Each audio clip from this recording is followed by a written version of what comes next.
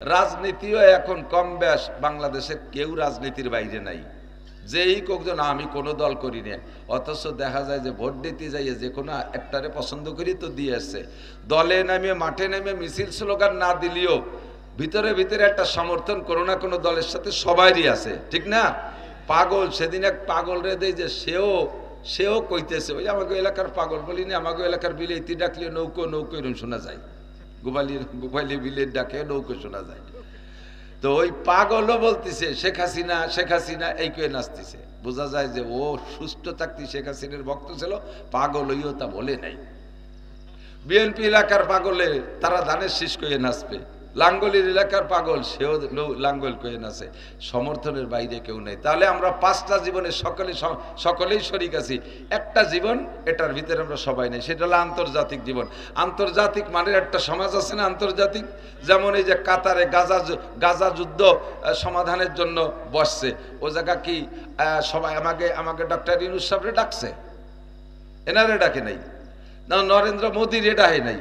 এরকম শত শত রাজা বাদশা প্রেসিডেন্ট বাদ পড়ে গেছে, মাত্র 24-26 জনে বসে একটা সমাধান করছে। যেমন একজনের নাম আতর আলী, শুনিয়ে মনে হয় যেন আউলাকের জোর যে কোনো জায়গা নাক লাগালি গিরান আসবে, অথচ তার গায়ে ভাটার গন্ধ, নাম আতর আলী। এরম ব্যাসকম দুনিয়াটা থাই বসতে পারে, বাকি বেশিরভাগ তাজরেবা বাস্তব অভিজ্ঞতা। কিছু কিছু নামের একটা খাসিয়াত আছে, আজিজ নাম যাদের তারা দুনিয়ার দিক দিয়ে অনেক বড় হয়, সম্মানী হয়, ইজ্জতওয়ালা হয়। শাইখুল হাদিস আল্লামা আজিজুল হক, তারপরে বাংলাদেশের তবলিগ জামাতের প্রথম আমির হযরত মাওলানা আব্দুল আজিজ সাহেব, হাটাজারি মাদ্রাসার প্রতিষ্ঠাতা হযরত মাওলানা আব্দুল আজিজ সাহেব। এইরকম আজিজ নামে বহু আছে, কিছু কিছু নামের ফজিলত আর বরকত আছে। একটা ছেলে মজনু, এর মজনু নাম রেহেন আমাকে দিক, আসলে হলো মজনুন মানে পাগল। দেখবেন যে জাগে নাম মজনু, ওই পাগলামি হারে। আমাকে ছাত্রবেলা একটা ছেলে ছিল ওই মজনু নাম, ওরে জ্বালায় সে মানে অস্থির হয়ে গেছে। পরে হুজুরে তার নাম পাল্টা দিচ্ছে, তোর এই নাম হবে না, তোর নাম ইমদাদ। পরে নাম পাল্টানোর পরে আস্তে আস্তে খুব ভালো হয়ে গেছে। এটি তো দেখেই প্রথম চান্সে চেনবে মুসলমান দাড়ি দেখে, ঠিক না?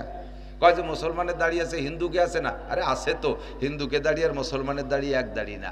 তাকে দাড়ির সাথে এবার মোজ দিয়ে এরকম বুড়োই ফেলাইছে, ঠিক না? মোষ এমন ডাকা রাখছে যে চা খাওয়ার হুটো ডাও রাহে নাই, চা খাতি এলেও মোসরে মুসরে ধরে তলে কাপ ডুয়ে যায়। মুসলমানের দাড়ি হলো কচ্ছারে বাবা ফুল্লোহা, মোসরে ছোট করো, দাড়ি রে বড় করো, এটা হলো মুসলমানের সুন্নতে দাড়ি। আপনার সম্মান বাড়বে। দাড়ি রাখতে কষ্ট না কাটতে কষ্ট? বোঝে নাই। দাড়ি রাখতে কষ্ট না কাটতে কষ্ট? সত্যি কথা কন তো, রাখতে কষ্ট না কাটতে কষ্ট? অবশ্যই কাটতে কষ্ট। রাখছি তো রাখা হয়ে গেছে, এর মধ্যে কোনো ব্যথাভূত আছে নাকি? কোনো ঝামেলা নেই। এতে মেলা ওজন করতেও তাও তো টের পাই না, কিছুই টের পাই না। কোন পাখি কতটুকু ওজন, সারা দাড়ি মিলে 5 গ্রাম ওজন হতে পারে। কি ওজন? কোনো কষ্ট নাই, কিন্তু কাটতি ধুমসা কষ্ট। বেলেট দিয়ে যখন পুষায়, যত ভালো ধারালো অস্ত্র দিয়ে কাটুক না কেন, ব্যথা করেই করে। এই মোষ পরিষ্কার করি বেলেট দিয়ে, তাই তো ব্যথা করে। তা সারা খান মুখ রে সপ্তাহে 2 বার এইভাবে চাইছিয়ে ফেলায়, কি কষ্ট। আর যদি সেলুনি দিয়ে কাটে, আর পয়সা দেওয়ার অভ্যাস যদি কম হয়, যদি কিরপিন পাল্টি হয়, সেলুনে লাগে পয়সা তেমন ভালো দেয় না, 3-4 বার কাটি একবার একটা হাত দেয়। স্থানীয় মানুষ সেলুনের হিন্দুরা কথাও করতে পারে না, ওই কাটে। তাহলে তোমার মতো এরকম শেষরার দাড়ি ভালো বেলেট দিয়ে কাটে না।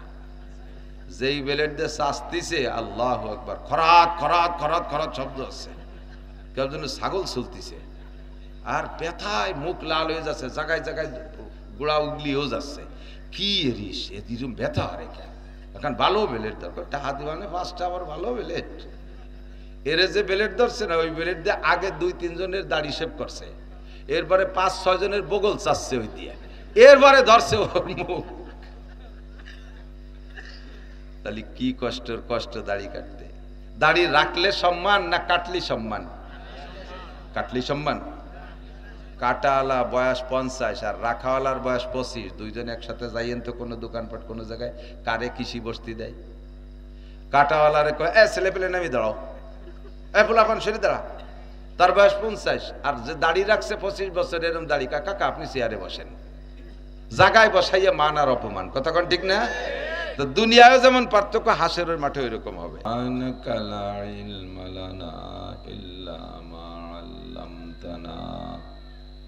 ইন্নাকা আনতাল আলিমুল হাকীম। আল্লাহুম্মা আরিনাল হাক্কা হাক্কাম ওয়ারযুকনা ইত্তিবাআহ ওয়া আরিনাল বাতিলা বাতিলাও ওয়ারযুকনা ইজতিনাবা। সকলে বলি আমিন। একটু দুরূদ শরীফ পড়ে নিই। আল্লাহুম্মা সাল্লি আলা মুহাম্মাদিন ওয়া আলা আলি মুহাম্মাদ কামা সাল্লাইতা আলা ইব্রাহিম ওয়া আলা আলি ইব্রাহিম ইন্নাকা হামিদুম মাজিদ। আল্লাহুম্মা বারিক আলা মুহাম্মাদিন ওয়া আলা আলি মুহাম্মাদ কামা বারাকতা আলা ইব্রাহিম ওয়া আলা আলি ইব্রাহিম ইন্নাকা হামিদুম মাজিদ। সালতা দক্ষিণ পাড়া জামে মসজিদ ও যুব সমাজ কর্তৃক আয়োজিত আজকের নুরানি কোরআনী মাহফিলের সম্মানিত সভাপতি দাওয়াতি উলামায়ে কিরাম, মসজিদের যোগ্য ইমাম ও খতিব সাহেব, কমিটির সকল সদস্যবৃন্দ, অন্যান্য উলামায়ে কিরাম, আইম্মায়ে মাসাজিদ, প্রাণপ্রিয় দেশবাসী, মাগরিবের পরের সময়টা অত্যন্ত মূল্যবান ও গুরুত্বপূর্ণ সময়।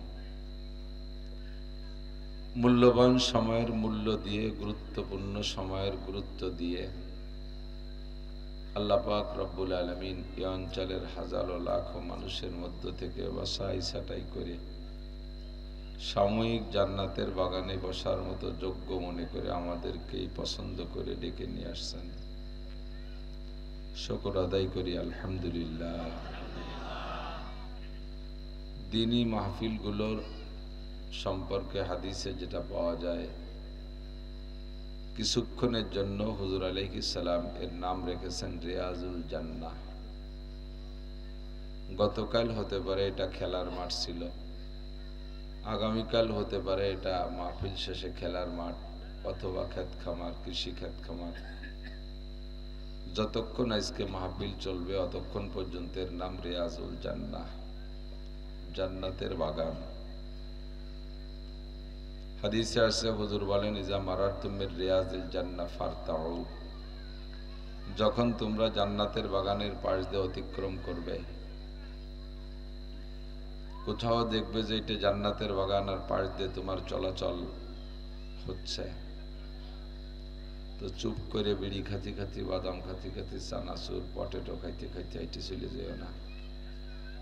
ও জায়গা যাইয়ে দু একটা ফল পাকড়া ছিঁড়ে খাও, ফারতাউ। সাহাবায়ে কিরাম বললেন, হুজুর দুনিয়ায় রিয়াজুল জান্নাহ, জান্নাতের বাগান আবার কোন জায়গা? তো হুজুর বললেন, বিশ্বের যেখানেই হোক হেলাকুজ জিকির,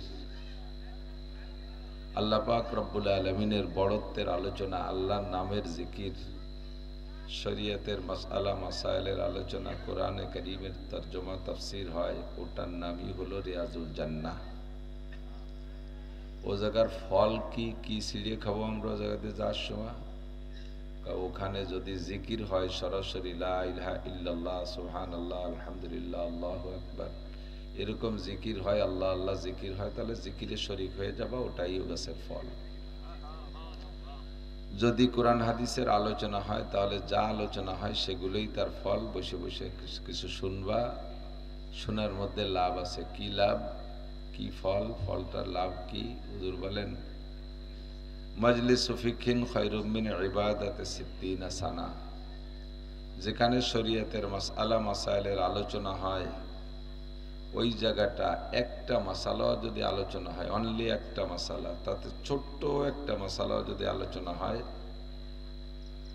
এমন ছোট্ট একটা মাসালারও যদি আলোচনার মজলিসে তুমি বসো, ওই মজলিসটার দাম হবে বেরিয়া লাগাতার কাজা করা ছাড়া ধারাবাহিক একটানা 60 বছর নফল নামাজ আর 60 বছর নফল রোজা রাখলে যেই নাকি, একটা মাসালা শুনতে বসলে সেই নাকি, বরঞ্চ ক্ষয়ের তার চেয়েও বেশি।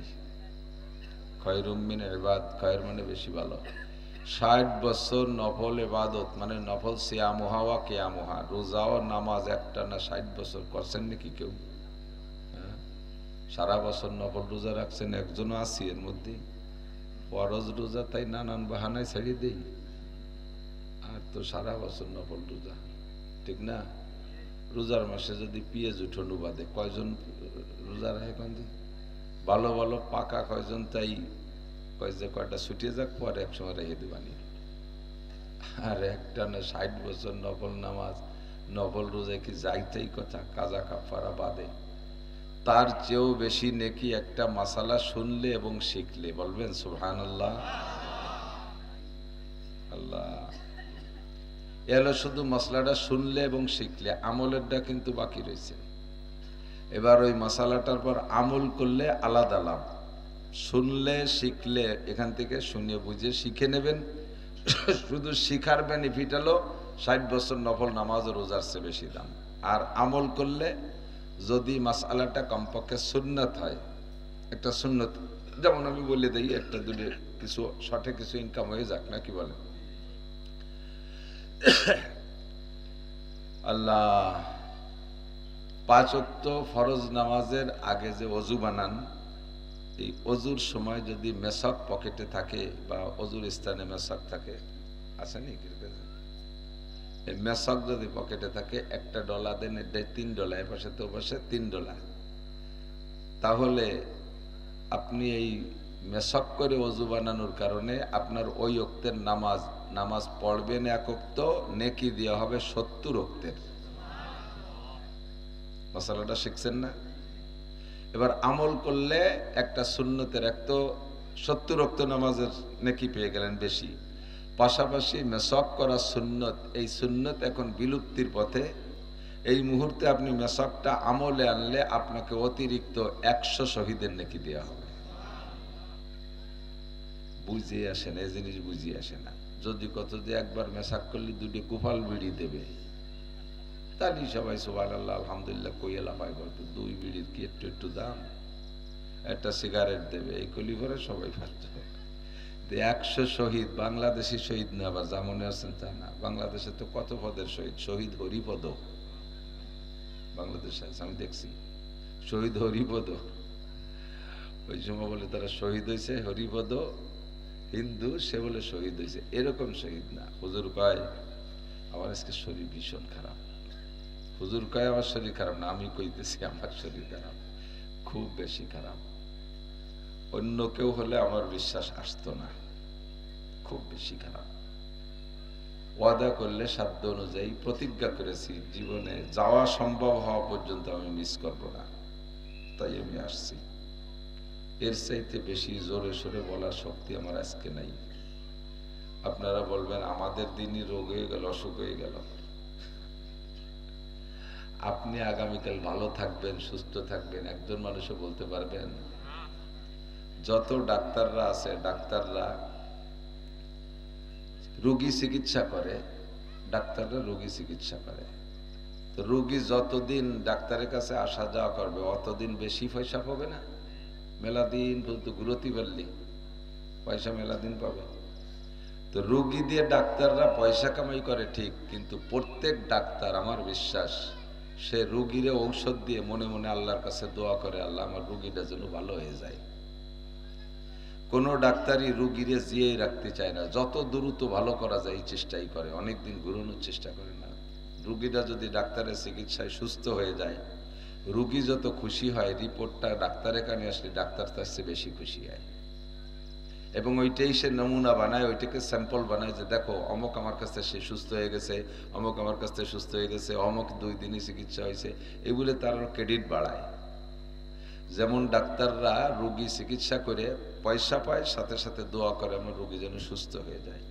আমরাও যেদিন দাওয়াত রাখি সেদিন থেকে নিয়ত করি, দোয়া করি খুব, যে আল্লাহ ওই মাহফিলটা যেন ভালো ভালোই মতো হয়, ঝড় বৃষ্টি বিভিন্ন কারণে যেন নষ্ট হয়ে না যায়, আমিও যেন সেখানে যথাসময়ে উপস্থিত হতে পারি এবং সুস্থভাবে তোমার বান্দাদের কিছু হিদায়তি কথা আমি শুনাইতে পারি। আপনাদের চাইতে আমরা দোয়া কম করি না। কিন্তু অমা তাদরি নাফসুম বিআইয়ি আরদিন তামুত, অমা তাদরি নাফসুম মাজা তাকসিবু গাদা। কয়েকটা বিষয় তো আমাদেরকে অ্যাডভান্স জানার ক্ষমতা আল্লাহ দেয়নি। 5টা। কয়টা? 1 নম্বরে কিয়ামত কবে হবে এটা কেউ বলতে পারবে না। 2 নম্বরে ওয়ায়ুনাজিলুল গাইস, কোন মেঘে বৃষ্টি নামবে এটা কেউ করতে পারবে না। 3 নম্বরে ওয়ায়ুনাজিল ওয়ায়ালামু মা ফিল আরহাম, কোন নারীর পেটে কয়টা সন্তান আছে, কি হবে কি হবে না বাচ্চা পেটে আসার আগে কোনো দুনিয়ার মানুষ, ডাক্তার, ইঞ্জিনিয়াররা বলতে পারবে না। 3 নম্বরে অমা তাদরি নাফসুম মাজা তাকসিবু গাদা, আগামীকাল কে কি ইনকাম করবেন, একটু পরে কে কি খাইবেন ইনকাম করবেন এটা কেউ বলতে পারবেন না। 5 নম্বর অমা তাদরি নাফসুম বিআইয়ি আরদিন তামুত, কে কতক্ষণ সুস্থ থাকবেন আর অসুস্থ থাকবেন, কোথায় যে মরবেন এটা কেউ কইতে পারবেন না। যার যেখানে মরণ আছে তাকে সেখানে যেতেই হবে। আমি যতক্ষণ আল্লাহর পক্ষ থেকে বরাদ্দ আছে সুস্থ থাকার অতক্ষণ থাকবো। রোগ আল্লাহ পাকই দেয়, যখন দিয়ে বসে এটা তো আর আমার সাধ্যের ভিতরে না। তো আল্লাহ পাক রব্বুল আলামিন যতটুকু ভালো রেখেছে তার শক্তিতেই আসছি এখানে, যতটুকু পারি অতটুকু বলবো। নবী আলাইহিস সালাতু ওয়াস সালাম বলেন, মনে আছে নাকি, আল্লাহ একটা সুন্নতের পর মান তামাসসাকা বি সুন্নতি ইনদা ফাসাদে উম্মতি ফালাহু আজরু মিয়াতি শাহীদ, যে সময় সুন্নতগুলো বিলুপ্ত হতে থাকবে উম্মতের অলসতার কারণে, সুন্নত বিলুপ্ত হতে থাকবে, মুসলমানদের ভিতর থেকে সুন্নত বিলুপ্ত হয়ে যাচ্ছে 2টা কারণে। কয়টা কারণ? 2টা। একটু কথা নষ্ট করি। কয়টা কারণ? 2 কারণে আমাদের থেকে সুন্নত বিলুপ্ত পর্যন্ত সুন্নতগুলো হারাই যাচ্ছে, সুন্নত আমলে থাকতেছে না। যেমন মুরব্বীরা সাক্ষী দেন, এদিক তাকান, আগে বিয়ে উপলক্ষে যদি মেয়ে দেখতে যাইতেন তাহলে মেয়ের কি কি দেখতেন কন্ত? ছেলেতে মেয়ে দেখবে, চেহারা দেখবে, চুল দেখবে, তার হাত পা দেখবে ইত্যাদি অঙ্গ যতটুকু দেখা সম্ভব ততটুকু দেখবে। বাকি আরো কিছু দেখার ছিল, সেটা হলো মেয়ের হাতের কোনো সেলাই আছে নাকি। 1 নম্বরে দস্তারখান। মুরব্বীরা কথা বলেন, হাতের সেলাই দস্তারখানা দেখতেন না আগে। তারপরে বালিশের গ্লাভ, এগুলো হাতের সেলাই। এরপরে কোরআন শরীফ পড়তে পারে কিনা সেটা তো সেই সময় এই জাতীয় ইন্টারভিউ হতো। তো এখন সেইগুলো, সেই দস্তারখান মহিলারা হাতে সেলাই করা বাদ দিয়েছে, এখন সব পলিথিনের দিক চলে গেছে। পলিথিন কেউ কেনে কেউ কেনে না। কোনো বাড়ি এই দস্তারখান, এই খান সাফের কোনো খবরই নেই। হুজুর রাজে যদি বিরক্ত রে জমিয়া দস্তারখান ছাড়া খাবো না, যদি একখান গামছা বিছিয়ে দেয়। আর গামছার যে অবস্থা তা তো মাঝে মাঝে কইয়ে তাই, গামছা একখান বিছিয়ে দিয়েছে কিনা যেন, তার আগে গামছা দিয়ে নাক মুছে পাহা গিয়ে শিয়েন তাই খানি তাই বিছিয়ে দিয়েছে, তারপর ভাত খাতে হবে। এর অ্যাক্সিডেন্টে আমি 2-3 বার পড়ছি। রাত্রে অজু বানাইছি, তালবি আলিম গামছা একখানা এনে দিয়েছে, মুখ মুছছি, অন্ধকারে মুখ ডলা দিছি, তো পানি মুছলি শুয়ে যাবে না, তা না শুয়ে কৃমির মতো তেল তিলি হয়ে যাচ্ছে। ঘটনা কি, লাইট জ্বালাই দিয়ে যে কেটা যেন শুয়ে মুছে ঠিক গেছে, সারা মুখ মালিশ হয়ে গেছে। তারপরে থেকে গামছা সাথেই রাই। মক্কা মদিনার বিমানের কোনো জায়গায় আমি গামছা থুই নাকি, বিমানের ক্রু যারা, স্টাফ যারা, তারা হাসে, হুজুর গামছা সব জায়গায় গামছা। আমি তো, আমার লাগলি তুমি দিবা না কোন জায়গায়, একটু টিস্যু দিবা না, ওই দিয়ে একবার নাক মুসলি শেষ, শেষে কোন কি আর বাড়ি হবে। কাজে আমার গামছা আমার কাছে থাকে। এই গামছা দস্তারখান হতে পারে না, কিন্তু এই সুন্নতটা বিলুপ্ত হয়ে যাচ্ছে। ঠিক কি ঠিক না? সুন্নত এটা কি কারণে? অলসতার কারণে, মুসলমানদের অলসতা। আর আরেকটা হলো অমুসলমানদের অপষড়যন্ত্র। একটু খেয়াল করেন, আমি খুব অসুস্থ, আমার সাথে একটু সহযোগিতা, ধৈর্যের সহযোগিতা একটু করতে হবে নিরিবিলি। অমুসলমানদের অপষড়যন্ত্রের কারণে সুন্নতগুলো সরে চলে যাচ্ছে। তারা বিভিন্ন কৌশলে আমাদের থেকে এই সুন্নতকে সরাই দিয়ে অপসুন্নত ঢুকানোর চেষ্টা করতেছে। মেসক ছিল সুন্নাত, এইটাকে পকেটের থেকে বের করে ফেলাই দেওয়ার জন্য, মেসকের ফজিলত যাতে না নিতে পারি এজন্য তার এগেনস্টে পেস্ট আর বিরাস আবিষ্কার করে দিয়েছে। আর কততেই পেস্ট বিরাস ব্যবহার করবা না, এর জন্য ইউটিউব, টেলিভিশন ইত্যাদি ইত্যাদি মিডিয়ায় এমন সুন্দর করে অ্যাড দেয়, জাকানাকা সুন্দরী সেমড়িকে দিয়ে দাঁত বারোইয়ে ভেক্সি দিয়ে পড়ে কোলো জাপ কয়ে শীতে পড়ে। ও দেখে বুড়ো গুঁড়ো সবাই আত্মা কালায় যায়, তাহলে এই পেস্ট আর বিরাশি কিনতে হবে। সুন্দর করে পেস্ট বিরাশের অ্যাড দিয়ে পকেট থেকে মেসকের সুন্নতটা তাড়াই দিছে। সত্যি না মিথ্যা? এখন এই জায়গা যদি আমি মেসকের ইন্টারভিউ নেই, বহুত মৌলবীরাও ফেল করবে। কয়জনের পকেটে মেসাক আছে? কয়জন হুজুর সবসময় কি সাথে আজানে যে জায়গায় অজু বানাই সেই জায়গা থাকে, তাহলে তো এখন আজান দিলে সে বাড়ি যেয়ে অজু বানায় আসতে হবে। যেখানে মেসাক আছে সেই জায়গায় যেন সেখানে অজু করতে হবে। মেসাকটা পকেটে থাকবে। অত বড় একখান মেসাক এই পকেটে রাখা যায় নাকি? এত বড় মেসাক পকেটে রাখা যায় না। তুমি এই দেড়াতে একটা মোবাইল খুশি রাখো কি এই পকেটের মধ্যে? মোবাইল পকেটে রাখলে 100 শহীদের সব না? কথা কয় না? মোবাইল পকেটে থাকলে 100 শহীদের সব। ঠিক আছে, মোবাইল প্রয়োজন রাখলেন, কিন্তু এত বড় একটা ব্যানসন সিগারেটের প্যাকেট ডুহতি পকেটে জায়গা হলো, একটু একখান মেসাক তো জায়গা হয় না? আবার সিগারেট খাওয়ার জন্য গ্যাস লাইটারটা তার মধ্যে ঢুকোই নেছেন, তো তার ফাঁকে একটু টিস্যু পেপার রাখা যায় না? এগুলো সম্পূর্ণ আমাদের অলসতা। হুজুর বলেন, মান তামাসসাকা বিসুন্নতি ইনদা ফাসাদে উম্মতি ফালাহু আজরু মিয়াতি শাহীদ। এরকম করে হাজারো সুন্নত আমাদের থেকে বিলুপ্ত হয়ে যাচ্ছে। যুবকরা মসজিদে নামাজ পড়ে, ভালোই নামাজ পড়ে, নিয়মিত নামাজ পড়ে, কলেজ স্টুডেন্ট অথবা চাকরিজীবী নামাজ পড়ে, কিন্তু নামাজটা পড়ে মাথায় টুপি নেই। টুপি কয় যে টুপি কি নামাজের কিছু নাকি? নামাজের ফরজ 13টি, নামাজের ওয়াজিব 14টি, নামাজের সুন্নত 28টি। এই কয় মশলার মধ্যে টুপি নাই, তা টুপি মাথায় দেবো কেন? আল্লাহু আকবার। এই কইয়া কইয়া টুপির থেকে বঞ্চিত, টুপিকে সরাই দিচ্ছে। অথচ টুপি হলো হুজুর আলাইহিস সালাতু ওয়াস সালাম বলেন, আলাইকুম বিল আমাইম ফাইনহা সুন্নাতুল মালাইকা। হে মুসলমান, তোমরা অবশ্যই পাগড়ি পরো, এটা ফেরেশতাদের সুন্নাত। ফেরেশতাদের সুন্নাত, ফেরেশতারা পাগড়ি পরছেন। হুজুর আলাইহিস সালাম সারা জিন্দেগি পাগড়ি পরছেন। এবার বললাম যে হুজুর পাগড়ি তো খালি তাহলে আমরা পড়লেই পাগড়ি যদি সুন্নত হয়, পাগড়ি তো যে ভারতের সিংরাও পরে, মনমোহন সিং সেও তো পাগড়ি পরে, তাহলে কি সেও ফেরেশতাদের পাগড়ি ভরে বেচতে যাবে? মনমোহন সিং তো হিন্দু। হুজুর কয় তাদের পাগড়ি আর আমাদের পাগড়ির মধ্যে পার্থক্য হলো, তাদের পাগড়ি খালি মাথায় আর আমাদের পাগড়ি টুপির উপরে। আমাদের পাগড়ি টুপির উপরে, এই জায়গা পার্থক্য করো। খালি বলি ইহুদ আর নাসার। হুজুর বলেন ইহুদ নাসারাদের সাথে সব আমলে বিরোধ করে চলবা। যে আমলটা ইহুদ নাসারাদের সাথে মিলে যাচ্ছে ওই আমলের ভিতরে কিছু হলেও পার্থক্য করে দাও, কিছু হলেও পার্থক্য। পাগড়ি হিন্দুরা পরে, শিখরা পরে, বাস তুমিও পাগড়ি পরার কথা তোমাকে বললাম, পার্থক্য করো। তারা টুপি সহ, তারা টুপি বাদে শুধু পাগড়ি পরে, আর মুসলমানের পাগড়ি হবে টুপি সহ। ইহুদিরা তারা মুহররমের 10 তারিখে রোজা রাখে। ইহুদিরা মুহররমের 10 তারিখে রোজা রাখে। আমাদেরকেও হুজুর বলছেন তোমরাও মুহররমের 10 তারিখে রোজা রাখবা, তাহলে তাদের সাথে মিলে যায়।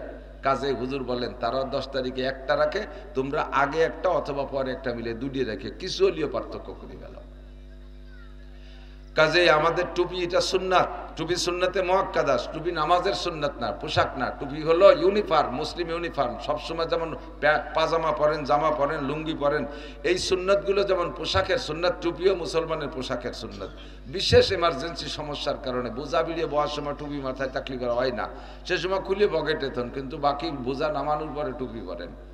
এই যে যে অলসতা আর অবরুক্ষেপ, অবজ্ঞা, এর কারণে সুন্নত মিটে যাচ্ছে। এই সময় যদি আপনি সুন্নতের বার আমল করেন 100 শহীদের সওয়াব। আর একবার কইটু সুবহানাল্লাহ। 100 শহীদের সওয়াব কামাই করতে খবর আছে মিয়া, 100 শহীদের সওয়াব। আর যাইতেই শহীদ না। হুজুর কয় উহুদ আর বদরে আমার সাথে যারা ময়দানে যাইয়া কাফেরের মোকাবেলায় লড়াই করতে করতে শাহাদাত বরণ করেছে, এইরকম শহীদের 100 শহীদের নেকি সির্ফ একটা সুন্নতের বিনিময়ে। এত ফাজাইল বলি মানুষের ভিতরে জজবা হয় না, শিখার জজবা হয় না। আল্লাহ তাআলা আমাদের সকলকে শিখার, বুঝার, আমল করার তৌফিক দান করুন, বলেন আমিন। আল্লাহ কোরআন শরীফ আমাদের জন্য আসছে। আমি কোরআন শরীফের সূরা লুকমান থেকে একটু আয়াত পড়েছি, আর ওর সাথে মিল করে একটা হাদিস পড়ছি। কোরআন শরীফ 30 পারা আল্লাহ পাক নাজিল করছেন, জিবরাইলের মারফত হুজুর আলাইহিস সালামের কাছে আসছে। আল্লাহ পাক নিজে দুনিয়ায় আইসা হুজুর আলাইহিস সালামকে সামনে বসাইয়া সাহাবায়ে কিরামদেরকে এরকম প্যান্ডেলে বসাইয়া আল্লাহ চেয়ারে বসে কি কোরআন শরীফ পড়াই দিয়ে গেছে? বোঝেন নাই কথা। আল্লাহ কি জমিনে আইসা চেয়ার পাইতে স্টেজে বসে ও জনগণকে বান্দাকে মাঠে বসাইয়া কোরআন শরীফ শিখাইছে? লৌহে মাহফুজ থেকে আল্লাহ পাক কোরআনকে সরাইয়া একটু একটু করে প্রয়োজন সাপেক্ষে জিবরিল আলাইহিস সালামের মারফত হুজুর আলাইহিস সালামের কাছে কোরআন শরীফ নাজিল করেছেন। এই কোরআনের ভিতরে এত গভীরতা, এত মাহাত্ম্য, যা কিয়ামত পর্যন্ত মুফাসসিরিনগণ এই কোরআনের ভিতরে ডুববে আর তার থেকে নতুন নতুন কথা বের করতে থাকবে, যে কথাগুলো আল্লাহ পাক রব্বুল আলামিন সংক্ষেপ ভাষায় কোরআনের ভাষায় নাজিল করে দিয়েছে, কিন্তু তার পেটের ভিতরে বিশাল প্রশস্ততা, অনেক বেশি কিছু।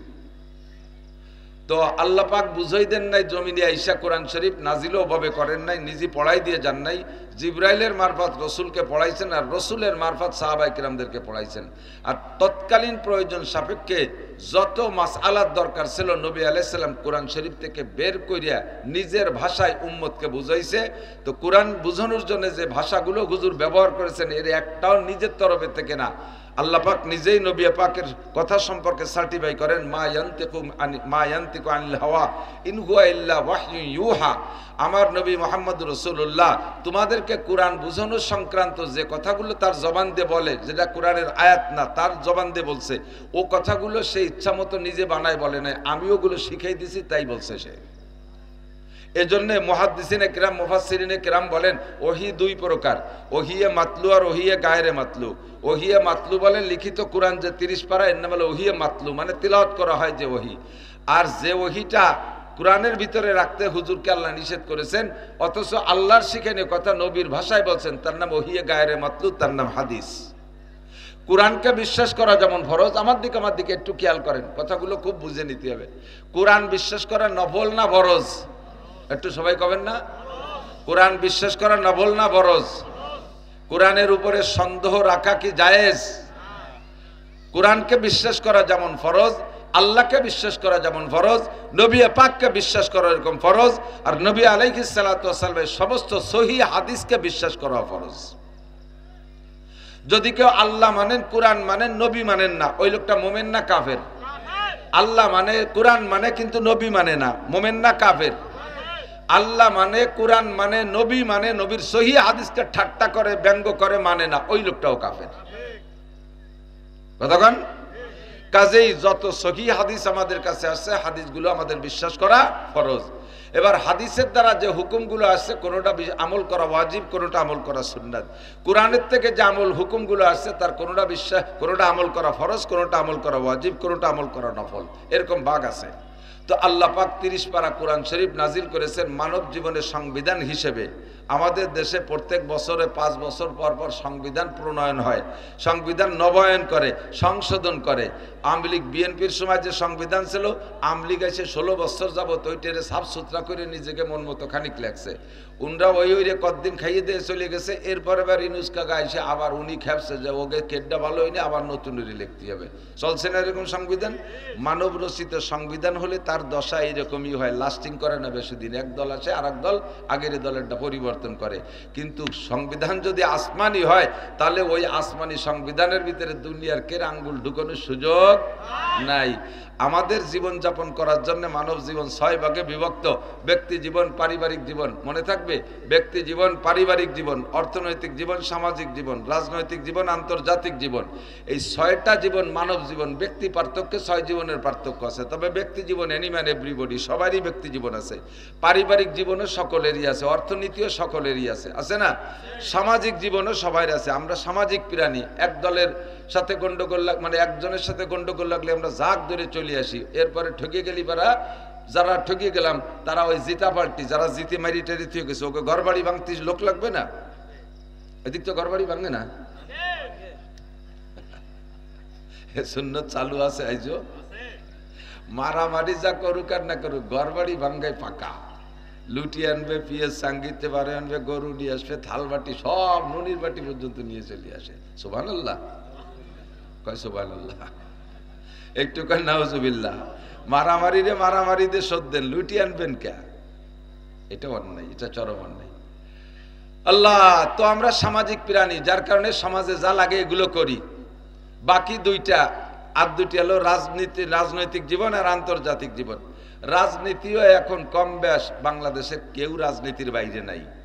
যেই কয়েকজন আমি কোনো দল করি না, অথচ দেখা যায় যে ভোট দিতে যাইয়ে যে কোনো একটারে পছন্দ করি তো দিয়ে আসছে। দলে নামে, মাঠে নেমে মিছিল স্লোগান না দিলেও ভিতরে ভিতরে একটা সমর্থন কোনো না কোনো দলের সাথে সবারই আছে, ঠিক না? পাগল, সেদিন এক পাগল রে দেয় যে সেও কইতেছে, ওই আমাকে এলাকার পাগল বলি না, আমাকে এলাকার বিলেতি ডাকলে নৌকো নৌকো এরকম শোনা যায়। গোপালি বিলের ডাকে নৌকো শোনা যায়।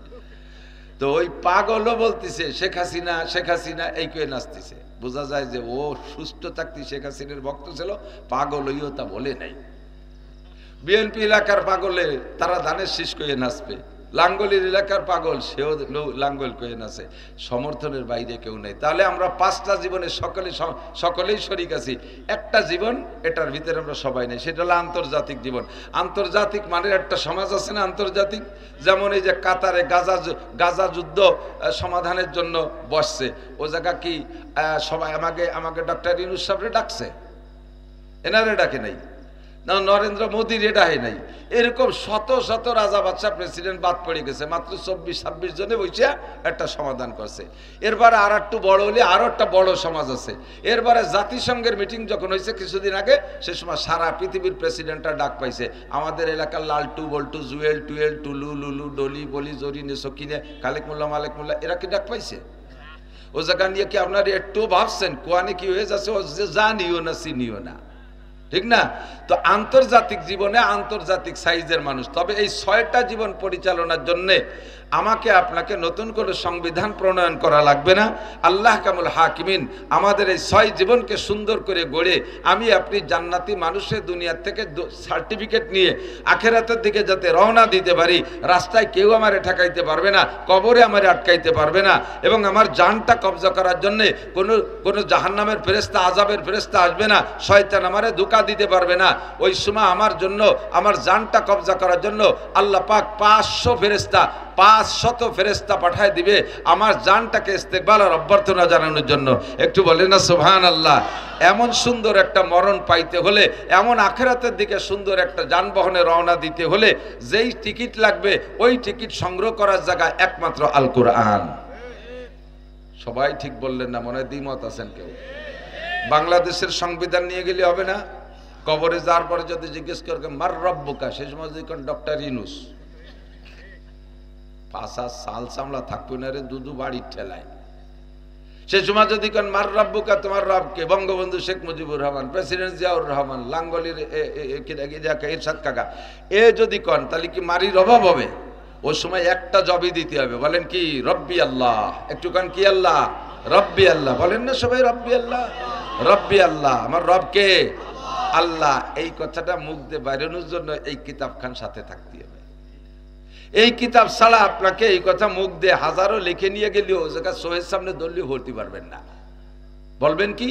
হা হালাদ্রি হা হালাদ্রি হা হালাদ্রি, আমি কিছু জানি না, আমি কিছু জানি। মার রব্বুকা হা হালাদ পারছেন, আপনার সামনে দিয়ে একটা ছবি নেওয়া হবে, অথবা রওজা পাক পর্যন্ত আপনার কবরে থেকে একটা দরজা খুলে দেওয়া হবে, আপনি নবিয়া পাককে ওই কবরে বসে দেখতে পারবেন। কোন সুবহানাল্লাহ। ফেরেশতারা বলবে ওমান হাদার রাজুলুল্লাযী বুইসা ফিকুম, এই লোকটারে তোমাদের মাঝে পাঠানো হয়েছিল, পরিচয় আছে, চেনো?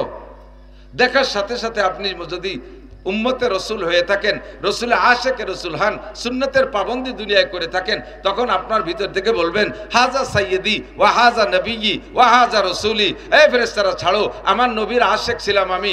1400 বছর পরে আমার জন্ম হয়েছে ফরিদপুরের সালতায়, আমি ও জায়গা বলছে নবীরে কোনোদিন দেখতে পারিনি। এই যে আমার সেই নবীর যে সামাইল পড়েছি, নবীর চুল এরকম ছিল, নাকটা এরকম ছিল, কানটা এরকম ছিল, চেহারা এরকম ছিল, হাত এরকম ছিল, বক্ষ বডি এরকম ছিল। এই তো সেই নবী দেখতেছি, আমার নবীর সাথে আবার সাক্ষাৎ করতে দাও। হাজা নবী আবি মুহাম্মাদিন নবিয়ান সাল্লাল্লাহু আলাইহি ওয়াসাল্লাম। আমি এই নবীর উপরে দুনিয়ায় সন্তুষ্ট ছিলাম। আমার নবীকে নিয়ে ব্যঙ্গ করছে, তার জন্য আমি জীবন দিতে প্রস্তুত ছিলাম। আমার নবীর সুন্নত নিয়ে ঠাট্টা করছে, তার সাথে আমি কিলি ঘুষি মারামারি বাধাই আইছি বহুত। আমার নবীর সুন্নতকে মিটাই দেওয়ার চেষ্টা করছে, সে সময় আমি জিহাদের ডাক দিয়েছি। এই যে আমার সেই নবী বলার সাথে সাথে আর শাজিমের মালিক বলবে আলবিসুহু মিনাল জান্নাহ। আমার বান্দারে 3টে প্রশ্ন করছে, জবাব সহি পাইছো ফেরেশতারা? জি আল্লাহ, একেবারে সব মিয়া 100 জবাব দিছে। তাহলে প্রথম প্রশ্নের জবাবের পুরস্কারে আমার বান্দার গায়ে জান্নাতের পোশাক পরাই দাও। আলবিসুহু মিনাল জান্নাহ।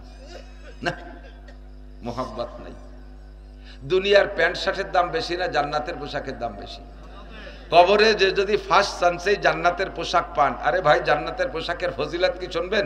জান্নাতের পোশাক একবার যারে পরানো হবে কোনোদিন তাতে খোলা হবে না। খোলা হবে না মানে ওটা পুরনো হবে না, ছেড়বেও না। তাহলে নতুন জামা পরবো কবে? একটাই যদি জীবন ভরে ভরে থাই। আপনার রুচি বদলের জন্য হাজার হাজার লাখ লাখ পোশাক পাবেন, সেটা ঠিক আছে। এর মানে অর্থ হলো যে জান্নাতের পোশাক একবার পরাই দিলি খুলে ফিরে আবার জাহান্নামের পোশাক পরাবে, এইটা না। কথা বোঝা গেছে না? একবার যদি আপনারা চেয়ারে বসায় দেয় তাহলে আর কোনোদিন নামানো হবে না। তার মানে কি চেয়ারে বসে আঁকবে, মতবে, ঘুমোবে, সব এই জায়গা। তার মানে ক্ষমতাটা চিরকাল থাকবে, এর অর্থ হলো এইটা, ঠিক না? একবার জান্নাতের পোশাক পরাইলে, আর জান্নাতের পোশাকের গায়ে থাকলে জাহান্নামের আগুন স্পর্শ করবে না। ওরে জাহান্নামের মধ্যে যদি ফেলায়ও দেয় তাও জাহান্নামের আগুনের ক্রিয়া শেষ হয়ে যাবে, নষ্ট হয়ে যাবে, তারে পোড়াইতে পারবে না। কোন সুবহানাল্লাহ। ইব্রাহিম আলাইহিস সালাম রে আগুনের মধ্যে ফেলাইছিলেন নমরুদ। ফেলানোর আগে সিস্টেম কি করছে? ইব্রাহিম আলাইহিস সালাম রে তো চড়কের মাথায় বাঁধছে মিস্টার ইবলিস, মুরব্বী শয়তান, প্রধান উপদেষ্টা। আল্লাহ প্রধান উপদেষ্টা করি না, আবার ডক্টর ইউনূস সাহেব বলতো যে আমার শয়তান করছে। না না কাকা, আপনারে করছি না। প্রধান উপদেষ্টা মানে শয়তান, ইবলিস শয়তান। যে ও যাইয়া নমরুদ, এদিকে নমরুদের চড়কের মাথায় ইব্রাহিম আলাইহিস সালামের বাইন দিয়ে নমরুদের সেনাবাহিনী যারা এই কাজে নিয়োজিত হয়েছে তারা 10-20 জনের চড়করে, ওরম চড়ক আলো 2-3 জনে টান দিলে ঘুরে যায়। 10-20 জনে টানছে, তার চড়ক গড়ে না।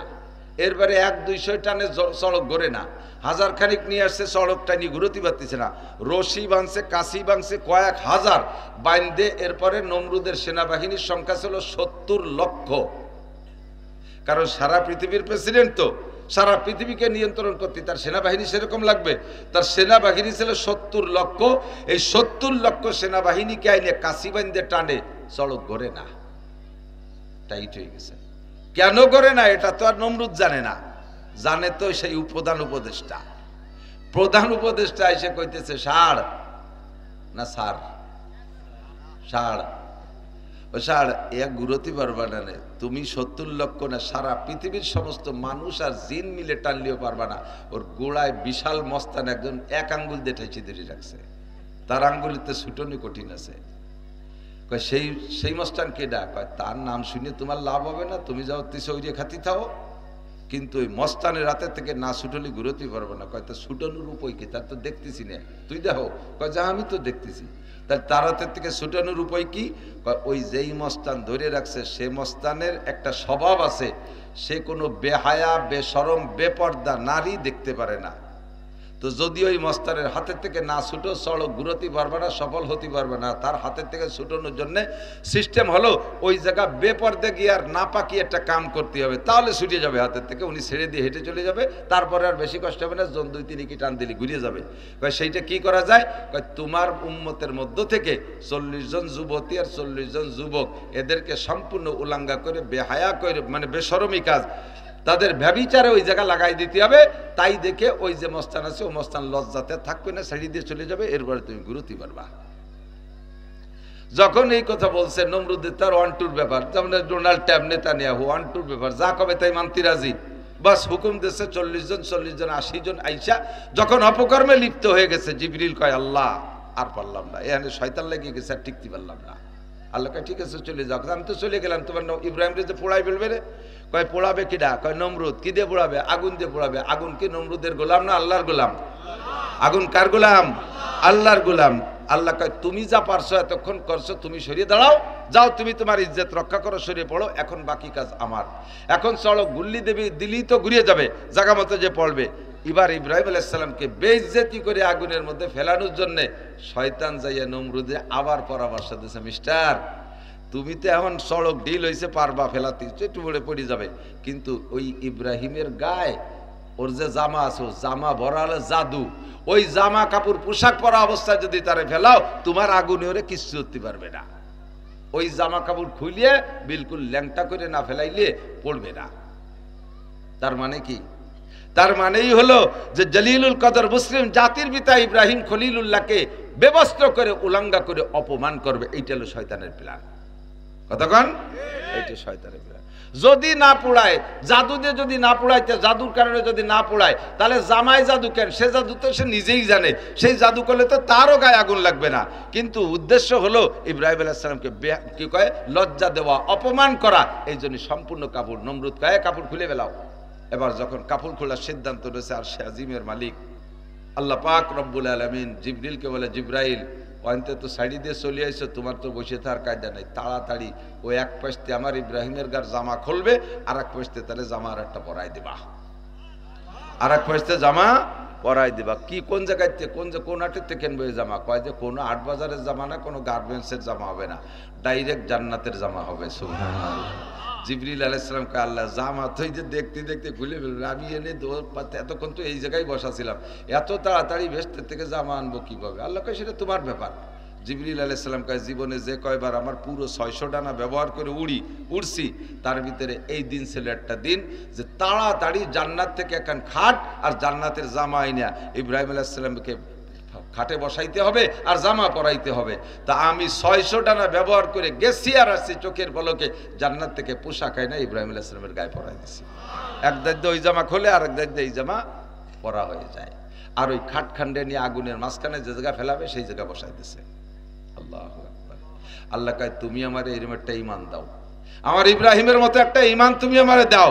ইব্রাহিমকে যেমন আগুনের মধ্যে থেকে আমি বাঁচাইছি, তোমাকেও এরকম বড় বড় আগুনের মধ্যে থেকে আমার বাঁচানোর ক্ষমতা আছে। কোন আছে না নাই? তোমারে আমার এখান থেকে বাঁচানোর ক্ষমতা আছে। তুমি ইউসুফের মতো একটা ঈমান আমারে দাও, তাহলে জেলখানার ভিতরে থেকে তোমারে আমি সম্মানের সাথে বের করব, অপমান করে না। কতক্ষণ আমাদের দেশে যারা বর্তমানে জেলখানায় গেছে সবাই ঈমান তো ইউসুফ আলাইহিস সালামের মতো।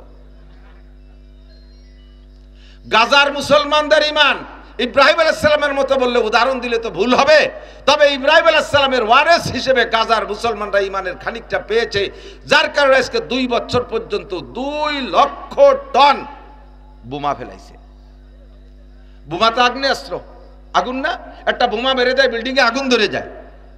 2 বছর পর্যন্ত 2 লক্ষ টন, আমি সেদিন শুনেছি সাংবাদিকদের কাছ থেকে, 2 লক্ষ টন। 2 লক্ষ টনে কয় মন হয়? প্রায় 20-30 মন হবে না? এই 2 লক্ষ টন বোমা মাইরিয়া গাজার জায়গা কট্টুক 42 কিলো লম্বা, জায়গায় 6 কিলো চওড়া, জায়গায় সর্বোচ্চ 12 কিলো চওড়া।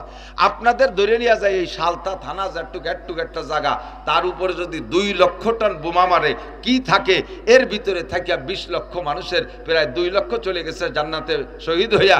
আর যারা বেঁচে রয়েছে আল্লাহ পাক তাদেরকে মহা সম্মানের সাথে সেখান থেকে আজকে বের করে নিয়েছে।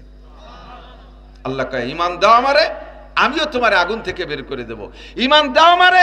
হে নেতারা, দেশে বিদেশে যেখানে জেলখানায় থাকিস না কেন, এই জায়গায় বসে এতদিন আকাম যা করছো না করছো, এখন জেলখানার মধ্যে বসে খালেস তওবা করো, খালেস তওবা করো, আল্লাহকে ঈমান দাও, তাহলে আল্লাহ পাকও তোমার ইউসুফ আলাইহিস সালামের মতো বের করে আনার ক্ষমতা রাখে কি রাখে না? আল্লাহু আকবার। আমিনু কামা আমানান নাস। আল্লাহ কয় তারা যেমন ঈমান আনছে তুমি এরকম ঈমান আনো। কথাটা বলতে যে শরীর চলে আসছে, একটু খেয়াল করেন এদিক।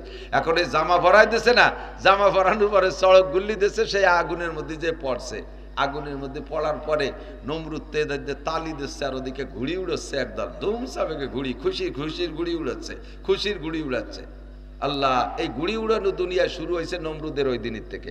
ইব্রাহিম আলাইহিস সালামের আগুনে ফেলাতে পারিয়ে গুড়ি উড়ানো শুরু করছে, আনন্দ করতেছে।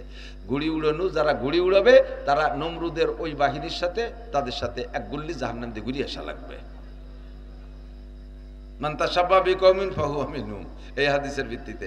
এবার নমরুদ খুশিতে তালি দিছি নমরুদ ইব্রাহিম রে পোড়াইয়া। ইব্রাহিম আলাইহিস সালামের কিছু ভক্ত ছিল, তাদেরকে ইতরেছে, এবার যাওয়া কোন জায়গা? তোমাকে সে জাতির পিতা তো গেছে শেষ হয়ে, এবার কোথায় যাওয়া? এখন আসো আমার কাছে কদম বসি করো, আমার পায়ে সিজদা দাও। বলতে বলতে আল্লাহু আকবার, আগুনে একটা বিস্ফোরণ ঘটবে বলে কেমন যেন গর্জে উঠছে। এই আগুনের ভাব দেখে ওই নমরুদ দামড়া, ওরে তো আরো কিছুদিন বাঁচায় রাখতে হবে। ওই প্রধান উপদেষ্টা যে কয় সার, তাড়াতাড়ি সরিয়ে সারেন, আগুনের ভাব ভালো না, এই আগুন ওই এক জায়গায় থাকবে না, নিয়ে চতুর্দিক সরাই পড়া ভাব। ও তাড়াতাড়ি সারিয়ে, কিন্তু জনগণ সারিয়ে পারে নাই। চতুর্দিক দিয়ে 50 মাইলের মধ্যে যা ছিল সেই আগুনে পোড়ায় সব সাফ করে দিতেছে। নমরুদ দৌড়ে সেরি চুরি গেছে। তো বাইরে যেহেতু পড়ছে, ভিতরেও সব পড়বে। ইব্রাহিম আলাইহিস সালাম সেই খাটের উপরে বসা, ইব্রাহিম আলাইহিস সালাম খাটের উপরে বসা। জিবরিল আলাইহিস সালাম জিজ্ঞেস করতেছে, কষ্ট হচ্ছে না তো আপনার? আমি জিজ্ঞেস করছি নাকি? ইব্রাহিম আলাইহিস সালাম রে জিবরিল আলাইহিস সালাম জিজ্ঞেস করছে, কষ্ট হচ্ছে না তো? কয় যে কষ্ট যে আগুন কো জিবরাইল, এই যে আগুন জ্বালালো, আমি তো দেখলাম বাইরেতে 7 দিন পর্যন্ত তেল মারছে, আর 7 দিন পর্যন্ত ফুঙ্কার দিয়ে ফুঁকে জ্বালাইছে, 1.5 মাইল উঁচু হয়ে গেল, সেই আগুন কো? আগুন আগুনের জায়গায় আছে, তার কার্যকারিতা আপনার জন্য শেষ, বাহিরের জন্য ঠিক আছে। কুল্লা ইয়া নারু কুনি বারদান ওয়া সালামান আলা ইব্রাহিম, আগুনের মালিক বলে দিয়েছে, হে আগুন আমার ইব্রাহিমের জন্য ঠান্ডা, শান্তিদায়ক ঠান্ডা হয়ে যাও। আপনার জন্য এটা হয়ে গেছে, বাকি আর সবার জন্য না। ও আগুনের চতুর্পাশে 50 মাইল পুড়াই সাফ করে ফেলাইছে। আল্লাহ আগুনে পোড়াইল না কেন? ইব্রাহিম আলাইহিস সালামের গায়ে জান্নাতের জামা আছে। কি জামা? জান্নাতের জামা গায়ে থাকা অবস্থায় আগুনে স্পর্শ করে না। জান্নাতের জামা গায়ে থাকা অবস্থায় আগুনে ফেলাই দিলেও পড়বেন না। বলেন না সুবহানাল্লাহ। হুজুর আলাইহিস সালাতু ওয়াস সালাম, এদিকে খেয়াল করেন, হুজুর আলাইহিস সালাতু ওয়াস সালামের গায়ের সাথে যার স্পর্শ হয়েছে ওই লোকটাও জাহান্নামে যাবে না। যদি সে বেঈমান হয়ে জাহান্নামে যায়ও, তাহলে জাহান্নামে যাওয়ার পরে যে যে অঙ্গ রসুলের সাথে স্পর্শ করেছে শরীরের অন্য জায়গা আগুন লাগবে, ওই জায়গাটুকে লাগবে না। হুজুরের চাচা আবু লাহাব চির জাহান্নামী, তারা জাহান্নামের মধ্যে পোড়ানো হবে, কিন্তু জাহান্নামের ভিতরে সে তো চিরকাল পড়বে। এই একটা আঙ্গুল দিয়ে ইশারা দিয়ে হুজুরের জন্মের পর খুশি হইয়া সোয়াইবা বান্দিরে আজাদ করে দিয়েছে, ওই আঙ্গুলটাই শুধু আগুন লাগে না। কন্যা সুবহানাল্লাহ।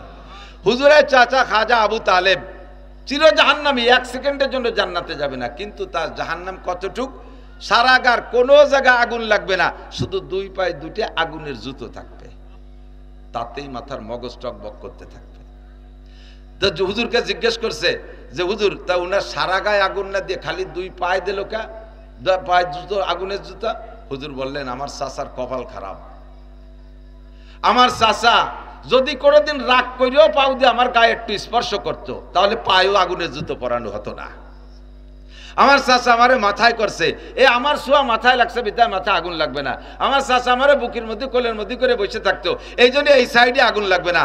মাঝে মাঝে আমি চাচার পিঠি উঠতাম, আমি চাচারে ঘোড়া বানাইতাম, চাচার পিঠির সাথে ট্যাক লাগাই বসতাম, এই জন্য ওই পাশ লাগবে না। রানের পর বসতাম, রানের উপরে আমাকে কোলে করে রাখতেন, এই জন্য রানে লাগবে না। কখনো আমার চাচা পা আমার গায়ে স্পর্শ করে নাই। যদি ভুল করে মানে দিন রাগ করি আমার একটা পাও মারিয়ে দিত, তাহলে ওর ছিলে আমার চাচার পাও জাহান্নামের আগুন থেকে বেঁচে যাইত।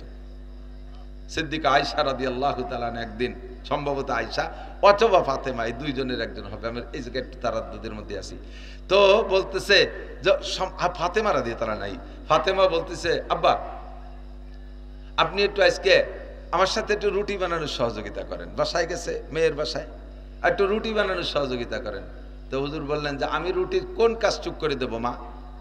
আব্বা আপনি রুটি বেলে দেন, আমি তো সেন্সি, রুটি বেলে দেন আপনি, আর আমি সেকবো। তো হুজুর বলতেছেন, মা না তুমি বেলে দাও, আমি সেকি। তো ফাতেমা বলতেছে, আব্বা আপনি আগুনের কাছে থেকে কষ্ট হবে, আপনি আপনি বেলে দেন, বেলা তো কষ্টের ব্যাপার নেই, হাতে থাবড়ায় থুবড়াই বেলে, এভাবে দেন, আমি সেকে দেবো। হুজুর এর আগে ফাতেমা বেশ রুটি সেকছে, হুজুর রেডি একটা 2টে রুটি এভাবে হাতে বেলাইছে, সেই রুটি 2টে তার উপরে দিয়ে ঘন্টার পর ঘন্টা জাল দিচ্ছে, তা শুয়োই না, সে রুটি গরমই হয় না। এরপরে কাঁচা তাই নরম নরম নামাই ফেলছে। কাব্বা কি হলো, ঘটনা বুঝলাম না। মা মুহাম্মদুর রাসূলুল্লাহর সাথে যার ছোঁয়া লাগে সে দুনিয়ার আগুনেও হিট হয় না, দুনিয়ার আগুনেও পড়ে না, সে আখেরাতের আগুনে পড়বে না। একটু হাতে ছোঁয়া লাগার কারণে সে রুটি শেখা হইল না। আমার নবীর অসংখ্য সুন্নত রয়েছে, ওই সুন্নতগুলোর সাথে যদি আমি একটু ছোঁয়া লাগাই, তাহলে আমারও বিশ্বাস নবীর সুন্নত আমার সাথে ছোঁয়া লাগা অবস্থায় আমিও জাহান্নামে পড়ব না। হাসরের মাঠে রব্বুল আলামিন বাহানা মেজুয়াত, মানুষকে মাফ করার জন্য, ক্ষমা করে দেওয়ার জন্য আল্লাহ সুতো খুঁজবে। আল্লাহ তো নিজিয়াতে বানাইছে, আল্লাহ তো নিজিয়াতে বানাইছে, বাঁচানোর জন্য শত চেষ্টা করবে। এরপরও যারা ফাইনাল নিজেরাই কপাল পুড়াইছে, তাকে তো আর বাঁচানোর কোনো কায়দা থাকবে না। আল্লাহ মুনসিফ, আল্লাহ আদেল, আল্লাহ ন্যায় বিচারক, আল্লাহ বেইনসাফ করবেন না।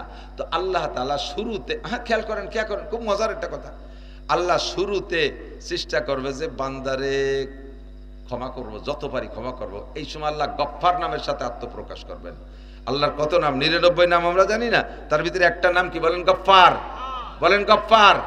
প্রত্যেক দিন আপনি গফুর আর গফফার নামের জিকির করেন, কিয়ামতে আল্লাহ পাক আপনার এই জিকিরের বদৌলতে আপনার সাথে গফফারের আচরণ করবে ইনশাআল্লাহ।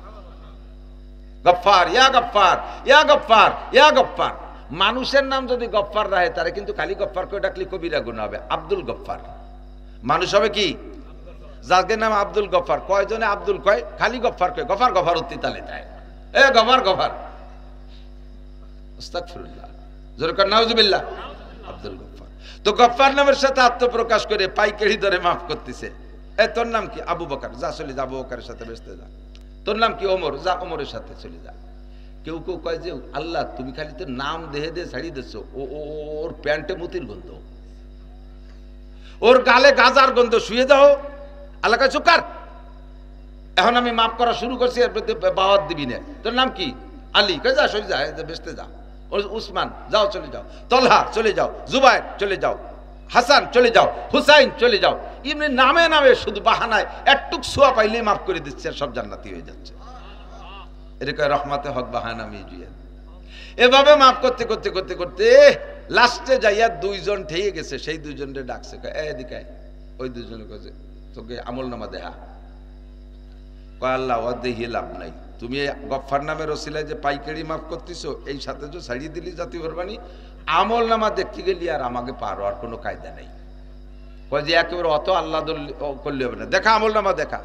কয় যে দেখবা কি, আমি তো কইতেছি নামাজ পড়ি নেই, রোজা রাখি নেই, হজ করি নেই, জাকাত দিই নেই, টুপি পরি নেই, ফরজ দেন ফরজ করি নেই, ওয়াজিব করি নেই, সুন্নাত করি নেই, শুয়োর খাইছি, কুত্তো খাইছি, জিনা করছি, ব্যভিচার করছি, জারি যাত্রা, করসা, গাজীর গান, গুণযাত্রা, বেড়া, ক্যাডামস, কারিতাস, বিহার ডিবি, স্বনির্ভর, জাগরণী চক্র, আশা, প্রশিকার, দেশের যা ছিল কোনোটা বাদ দিইনি। সুদ খাইছি, ঘুষ খাইছি, জিনা করছি, ব্যভিচার করছি, উলাকান্দি গেছি, ঠাউর বাড়ি গেছি, দুর্গা পূজা, কালী পূজা, সরস্বতী পূজা, লক্ষ্মী পূজা, আইল ঠেলা, জাল দলিল, মিথ্যে সাক্ষী, মিথ্যে মামলা, সব করছি। লাস্টের শেষ কাজেতে এই লুটে ফুটে আর এক বাড়িতে সব নিয়ে আইছি। কোনো দিন আষাঢ় খাইও পশ্চিম দিক পড়ি নেই। শুধুমাত্র একদিন ওই নাসির মৌলানা ওয়াজ করতে আসছিল, ওনার সাথে লা ইলাহা ইল্লাল্লাহ মুহাম্মাদুর রাসূলুল্লাহ এই কথাটা বুঝে শুনে পড়িয়েই বিশ্বাস করেছিলাম, আর কিচ্ছু করিনি।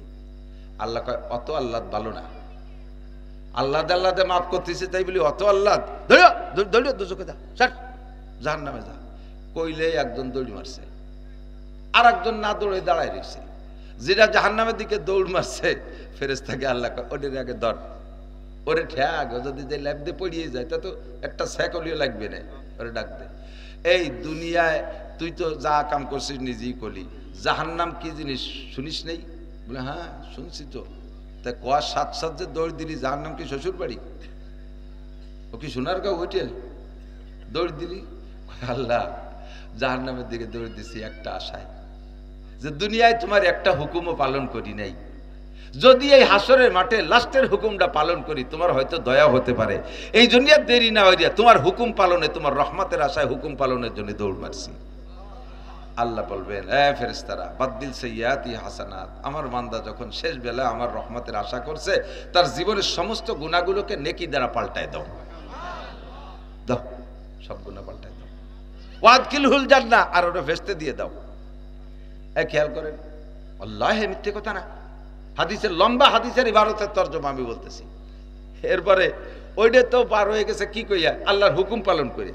দুইজনেই কইছে দোজকে যা, তা একটা তো হুকুম পালন করলো, আর একটা দাঁড়ায় রয়েছে, তাহলে ও দুনিয়াও মানে নাই, ও জায়গাও মানলো না, ও কি কবে?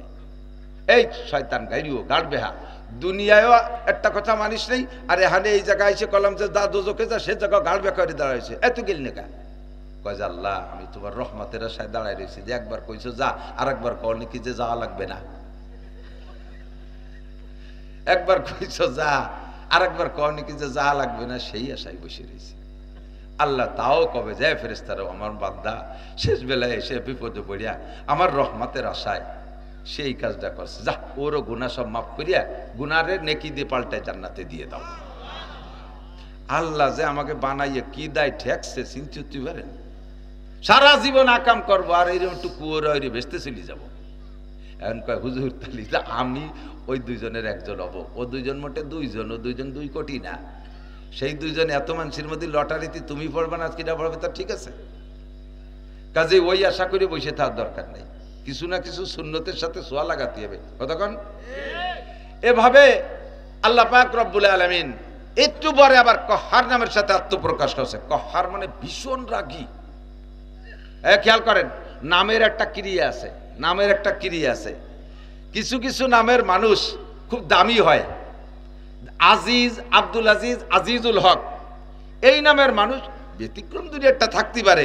যেমন একজনের নাম আতর আলী, নাম আতর আলী। শুনিয়ে মনে হয় যেন আউলাকের জোর যে কোনো জায়গায় নাক লাগালি গিরান আসবে, অথচ তার গায়ে ভাটার গন্ধ, নাম আতর আলী। এরম ব্যাসকম দুনিয়াটা থাই বসতে পারে। বাকি বেশিরভাগ তাজরেবা বাস্তব অভিজ্ঞতা, কিছু কিছু নামের একটা খাসিয়াত আছে। আজিজ নাম যাদের, তারা দুনিয়ার দিক দিয়ে অনেক বড় হয়, সম্মানী হয়, ইজ্জতওয়ালা হয়। শাইখুল হাদিস আল্লামা আজিজুল হক, তারপরে বাংলাদেশের তবলিগ জামাতের প্রথম আমির হযরত মাওলানা আব্দুল আজিজ সাহেব, হযরত মাওলানা আব্দুল আজিজ সাহেব। হাটাজারি মাদ্রাসার প্রতিষ্ঠাতা হযরত মাওলানা আব্দুল আজিজ সাহেব। এইরকম আজিজ নামে বহু আছে, কিছু কিছু নামের ফজিলত আর বরকত আছে। একটা ছেল মজনু, এর মজনু নাম রেহেন আমাকে দিক, আসলে হলো মজনুন। মজনুন মানে পাগল। দেখবেন যে জাগে নাম মজনু, ওই পাগলামি হারে।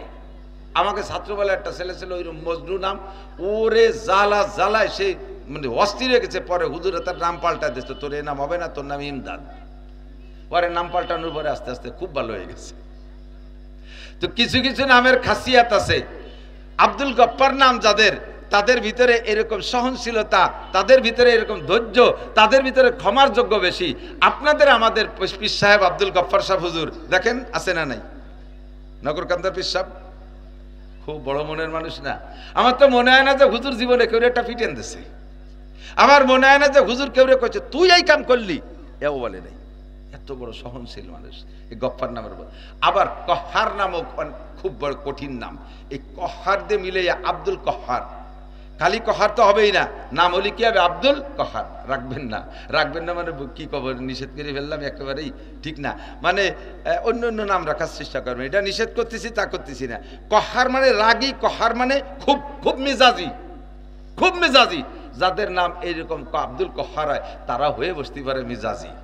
তা আল্লাহ পাক তার কহার নামের সাথে যখন শেষে আত্মপ্রকাশ করবে, ধরা পড়তে থাকবে পাইকেড়ি দরে, পাইকেড়ি ধরে। সালে সুতো এ বাহানা সে বাহানা, নানান বাহানায় ধরতে তালে থাকবে। লাস্টে যাই একজন ডাকছে, তাহলে এদিকায় খোলামুল নামা, ইকরা কিতাবাকা কাফা বিনাফসিকাল ইয়াউমা আলাইকা হাসিবা। তোমার সাথে আমার মৌখিক করে ঝগড়া হবে না, তোমার কিতাব খোলো। ওয়াকুল্লা ইনসানিন আলজামনাহু তায়রাহু ফি উনুকি ওয়া নুখরিজু লাহু ইয়াওমাল কিয়ামাতি কিতাবান ইয়ালকাহু মানশুরা। দুনিয়ায় থাকতে জীবন ভরে যা করেছো, ফেরেশতারা সব লিখে তোমার গলায় ঝুলিয়ে রাখছে। এ যুবক, আমার দিক তাকাও। কলেজের পিছনে দাঁড়াইয়া কার সাথে গল্প করেছো, একেবারে ডেট, তারিখ, জায়গা আর প্রতিষ্ঠান সহ ভিডিও করে ফেরেশতারা তোমার গলায় ঝুলিয়ে রাখে।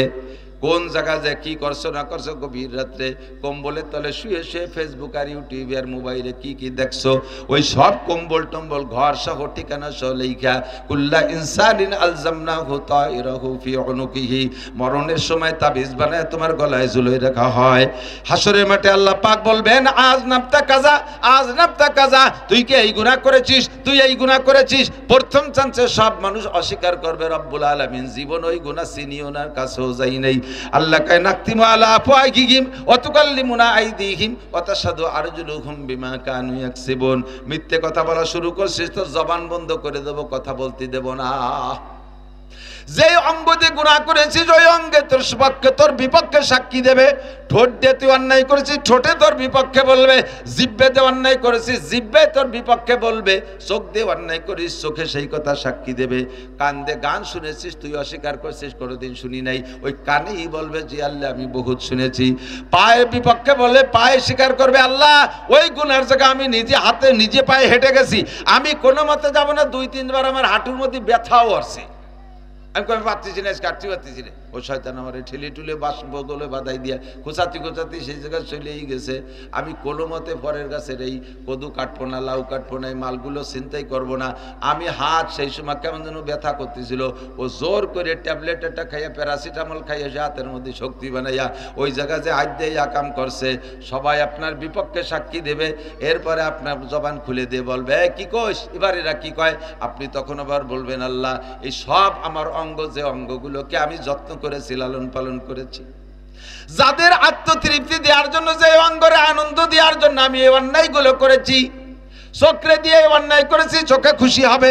হাতে দিয়ে অন্যায় করেছি, হাতে খুশি হবে। চুলকে দিয়ে অন্যায় করাইছি, চুলে খুশি হবে। এদেরকে খুশি করার জন্য করেছি। আজকে দেখি সবই আমার বিপক্ষে, সবই আমার শত্রু। রব্বুল আলামিন ওরা কি সবই সত্যি কথা বলে? আল্লাহ কা ইকরা কিতাবাকা কাফা বিনাফসিকাল ইয়াউমা আলাইকা হাসিবা। ওরা মিথ্যে কথা বলে, তুই মিথ্যে কথা বলিস না। কে কি করিস সব তোর আমলনামায় আছে। আপনার সামনে অডিও করে, ভিডিও করে সব দেখাই দেওয়া হবে। আপনি চোখ খুলে খুলে দেখে দেখে বলবেন, কোরআন শরীফের আয়াত পড়বেন, লা ইউগাদিরু সগীরাতাও ওয়ালা কাবীরাতান ইল্লা আহসাহা ওয়া ওয়াজাদু মা আমিলু হাজিরা ওয়া লা ইয়াজলিমু রাব্বুকা আহাদা। আরে কপাল, আরে পুরা কপাল, এতে যা করছি জায়গা সহ লিখে তুইছে, ছবি করে তুইছে, একটা ছোট বড় কোনোটা ছাড়ে নাই। আল্লাহু আকবার। ওই লোকটা বলবে, তাহলে তোর আমলনামা দেখার মধ্যে কি?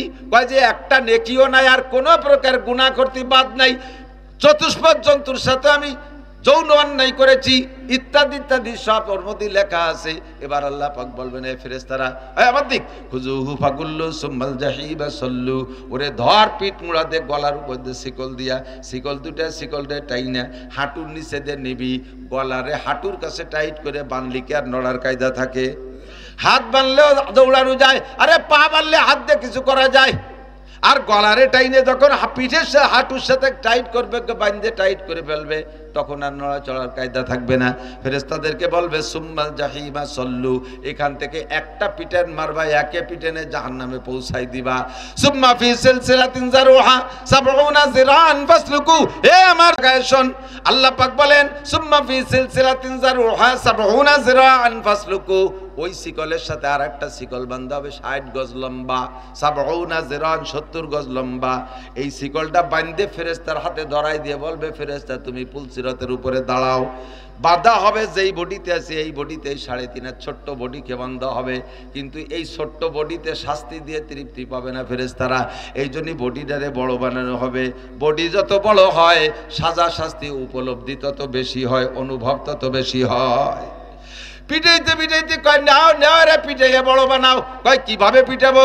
পুলসিরাতের উপরে দাঁড়াইয়া ওই শিকলটা ধরিয়ে, যেই শিকলের সাথে এই শিকল বান্ধা, এই শিকলের সাথে ওই শিকল বান্ধা, ফেরেশতারা জাহান্নামের এ পাশে এক পিটান দেবে, ও পাশে এক পিটান দেবে। পিটাইতে পিটাইতে বডিটারে এত বড় বানাবে যে মুখখান আর মুখমণ্ডল আর মুখের ভিতরে গহ্বর এত বড় হবে, এক একটা দাঁত হবে অহুদ পাহাড়ের সমান। এরকম 32টে দাঁতওয়ালা মুখখান কত বড় হবে, বডিটা কত বড় হবে। এই পাশে এই কাঁধের থেকে এই কাঁধ পর্যন্ত, এই কাঁধের থেকে এই কাঁধ পর্যন্ত 500 গজের বেশি বলা হয় 500 গজ। কেউ বলে না, একটা শহর মদিনায় 2টা শহরের নাম বলা হয়েছে। এই 2টা দেশ, এই দেশ থেকে ওই দেশ পর্যন্ত, শাম থেকে সিরিয়া পর্যন্ত যত দূর, এক একজন মানুষের বডির এই চওড়াই অত বড় হবে। গায়ের চামড়া 70 গজ পুরু হবে, এত বড় বানায়। তারপরে বলবে, সুম্মা ফি সিলসা খুজুহু ফাগুল্লু সুম্মাল জাহিমা সল্লু। ওখান থেকে জাহান্নামের তলদেশে ফিকে মার মার। এভাবে ওই লোকটারে যখন ধরে টান শুরু হবে, মনে আছে কোন লোকটা? লাস্টের লোকটা। এরে যখন টান শুরু করবে, বিশ্বনবী মুহাম্মদুর রাসূলুল্লাহ আল্লাহ পাকের পাশে বসা। নবিয়া পাক তো দেখছেন, ওইটা আমার উম্মত, কলেমা পড়া উম্মত, তার মধ্যে শুধু কলেমা আছে লা ইলাহা ইল্লাল্লাহ মুহাম্মাদুর রাসূলুল্লাহ। এই কলেমাটা তার মধ্যে আছে, কিন্তু আর কোনো আমল নাই। হুজুরের মনে চাইতেছে কমপক্ষে মুহাম্মাদুর রাসূলুল্লাহ আর লা ইলাহা ইল্লাল্লাহ বলছে, ওরে কোনো না কোনোভাবে দেখি বাঁচানো যায় নাকি, কিন্তু কোনো উপায় খুঁজে পাই নাই। ফেরেশতারা টেনে নিয়ে যাচ্ছে, আচানক নজর করে দেখে মুখে এক গাল লম্বা দাড়ি, সুন্নতি দাড়ি। এই লোকটা যে দাড়ি রাখছে, এর মুখে দাড়ি, এ কিন্তু আবার সুন্নতের নিয়তে রাখে নাই, যে কোনো আমল করে নাই আর কোনো বদ আমল ছাড়ে নাই। ও কি দাড়ি রাখছে সুন্নতের নিয়তে? ও দাড়ি কাটতে পয়সা লাগে, সেই কিরবিন বানাই কাটি নেই, পয়সা বাঁচানোর খাতিরে কাটি নেই, সেই দাড়ি ওর কাজে লেগে গেছে। এবার হুজুর ওর দাড়ির দিক দেখিয়া কয়, আল্লাহ রব্বুল আলামিন ডাক দিছে যখন আল্লাহ পাককে, আল্লাহ পাক ফেরেশতাদেরকে বলে, ফেরেশতারা দাঁড়াও, আমার বন্ধু যেন কি পাইছে। কয় আল্লাহ বান্দা তোমার, দোজক তোমার, নাফরমানি করছে তোমার নাফরমানি করেছে বান্দা তোমার, জাহান্নামও তোমার, অর্ডারও তোমার, তোমার বান্দারে তোমার জাহান্নামে দিবা। আমারও জায়গা হস্তক্ষেপ করার কোনো উপায় নাই। তবে আল্লাহ তোমার বান্দার মুখে আমার সুন্নতি দাড়ি, তোমার বান্দারে তুমি দোজকে দিবা না, যে জায়গা দিবা দাও, কিন্তু আমার দাড়ি যেন আগুনের মধ্যে না যায়, আমার সুন্নত যেন আগুনে না লাগে, আমার সুন্নতের সাথে যেন আগুন স্পর্শ না করে। কাজেই কি করব? কাইকে তুমি আমার, তোমার বান্দার মুখের থেকে আমার সুন্নতি দাড়ি কয়টা খুলে উপরে রাখতে হবে। বান্দা তোমার দোজকে দাও, দাড়ি আমার সুন্নত, সেই কারণে হচ্ছে দাড়ি রাখছে, ওই দাড়ি যেন আগুনে না যায়। আল্লাহ কয় তাহলে বান্দারতে দাড়ি খসাবো কি এরিয়া? আল্লাহ পারবে না, তা না, কেটে ফেলিতে হয়ে গেল। কয় দোস্ত, দাড়িরে যদি তার মুখের থেকে খুলে ফেলার হয় তাহলে তুমি মিথ্যেবাদী হয়ে যাবা। কি মিথ্যেবাদী হব? তুমি দুনিয়ায় উম্মতরে বলেছিলে তামুতুনা কামা তাহয়াউন ওয়া তুহশারুনা কামা তামুতুন, তোমার জীবন যাপন যেমন হবে তোমার মরণটা তেমন হবে, আর মরণটা যে ফিগারে হবে হাসরও সেই চেহারায় হবে। কাজেই এই কথা ভিত্তিতে আমি তো, আমার বান্দা তোমার উম্মত ও দুনিয়ায় থাকতে দাড়িওয়ালা জীবন যাপন করছে, দাড়ি নিয়েই মরছে, হাসরও তার দাড়ি অবস্থা হবে। এখন যদি তার দাড়ি খুলে ফেলানো হয় তাহলে তুমি মিথ্যেবাদী হয়ে যাবা। নবী পাক এবার আরো শক্ত হয়েছে সুযোগ পেয়ে, তাহলে কোনো মতেও যেন আমার দাড়ি জাহান্নামের আগুনের মধ্যে না দেখি। আল্লাহ পাক বলবেন, রে ফেরেশতারা, দাড়ি এক জায়গায়, দাড়িওয়ালা আর এক জায়গায়, এভাবে তো ভাগ করা যায় না।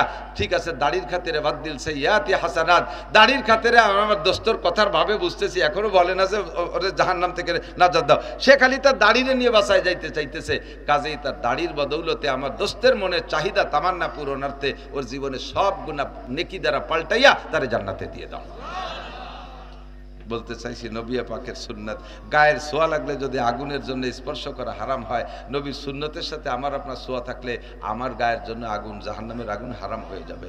আল্লাহ পাক আমাদের বুঝার, আমল করার তৌফিক দান করে। সবাই বলে আমিন।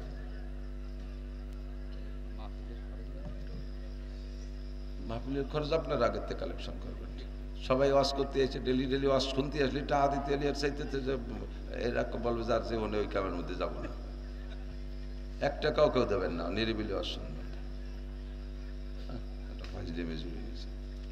200 করে টাকা দিয়ে যাবেন, 1 টাকা দিতে নিষেধ করছি। একটু পিঁয়াজ রসুন তো বেঁচেন আল্লাহর মতে, তো দাম তো সব তারই ভালো আছে, পাটেরও দাম ভালো আছে। খুব কষ্ট হয়ে যাচ্ছে, বুক ব্যথা করতেছে। আল্লাহ, আমি যে আয়াত পড়ছি খেয়াল করেন, এখন ওয়াজের কাছে জানি আর একটু বলবো, আর 10 মিনিট বলবো ইনশাআল্লাহ। কষ্ট হচ্ছে আপনাদের?